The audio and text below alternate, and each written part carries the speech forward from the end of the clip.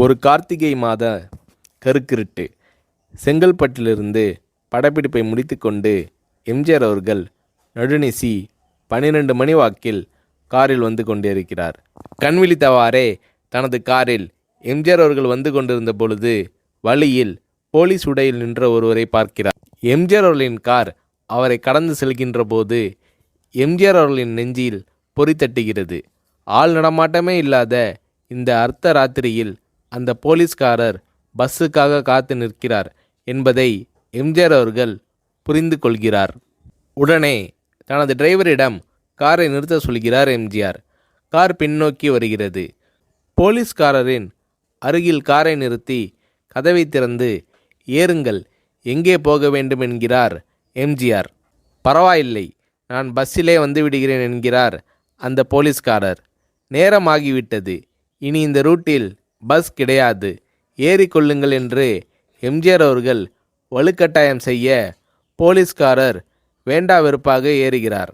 காரின் உள்ளே லைட் போட்டு சாப்பிட்டீங்களா என்று கேட்டுக்கொண்டே தனது சீட்டுக்கு பின்னால் இருந்த பிஸ்கெட் பழங்களை எடுத்து கொடுக்கிறார் எம்ஜிஆர்.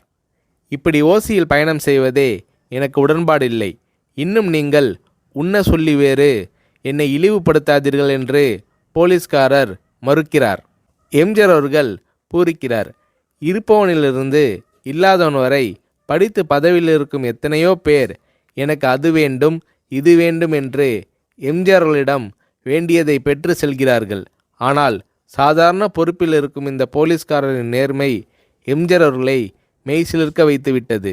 எம்ஜிஆர் அவர்களின் கார் கத தூரத்தில் வந்து கொண்டிருந்தாலும் காரின் நிறத்தையும் ஒளியையும் மனம் கமலும் ஓடிக்கான் வாசனையையும் வைத்து இது எம்ஜிஆர் அவர்களின் கார் என்றும் கார் சென்ற தடத்தை தொட்டு வணங்குகின்ற அளவுக்கு புகழுடன் திகழ்ந்த நேரம் அது. அரை மணி நேரம் கார் சென்று கொண்டிருக்கிறது. ஆனால் அதுவரை எம்ஜிஆர் அவர்களை பற்றி பெரிதாக போற்றி புகழ்ந்து பேசாமல் அந்த போலீஸ்காரர் வந்ததே புரட்சித் தலைவர் எம்ஜிஆர் அவர்களுக்கு அந்த போலீஸ்காரர் மீது மரியாதையை கூடுதலாக்கியது. நான் தான் எம்ஜிஆர் என்கிறார் எம்ஜிஆர். கேள்விப்பட்டிருக்கிறேன் என்கிறார் அந்த போலீஸ்காரர்.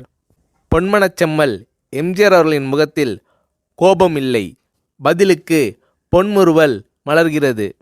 என் படங்களை பார்த்து இருக்கிறீர்களா என்று கேட்கிறார் எம்ஜிஆர். நான் சினிமாவே பார்ப்பதில்லை என்கிறார் அந்த போலீஸ்காரர்.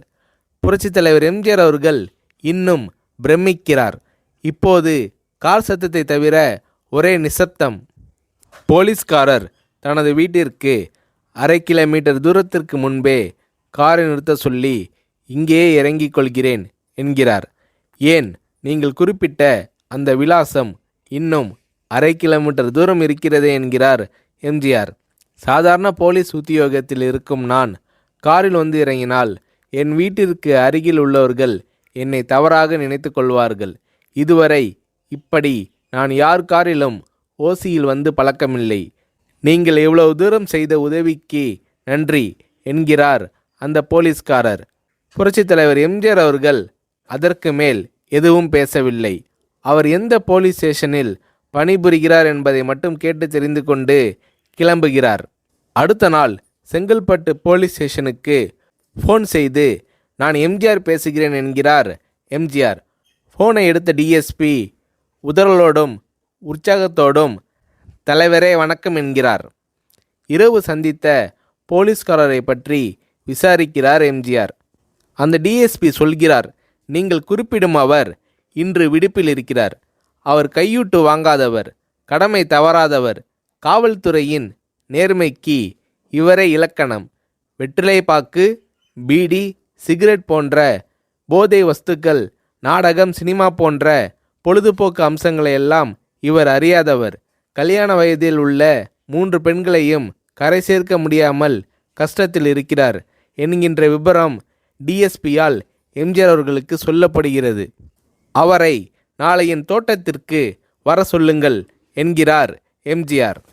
கேட்டுக்கொண்ட டிஎஸ்பி உங்களோடு ஃபோனில் ஆளுக்கு ஒரு வார்த்தை பேச இன்ஸ்பெக்டர், சப் இன்ஸ்பெக்டர் உட்பட எல்லோரும் ஆசைப்படுகிறார்கள்.